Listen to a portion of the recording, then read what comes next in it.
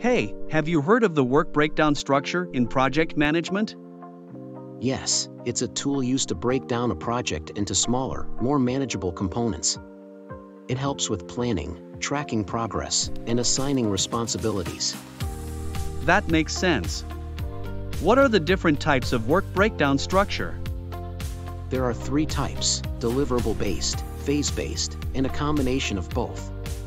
Deliverable-based WBS focuses on the end product, while phase-based WBS divides the project into phases. The combined approach is a mix of both. Interesting. Can you give me an example of a work breakdown structure? Sure. Let's say we're building a house. The deliverable-based WBS would break down the project into components like foundation, framing, plumbing, electrical, and so on. The phase-based WBS would divide the project into phases like design, construction, and finishing. Got it. Why is work breakdown structure important in project management?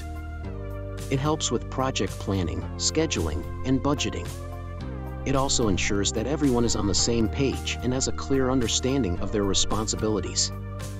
What are the 4 levels of work breakdown structure?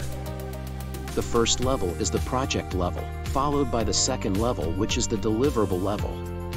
The third level is the sub-deliverable level, and the fourth level is the work package level. What are the characteristics of a good work breakdown structure? A good WBS should be clear, concise, and complete.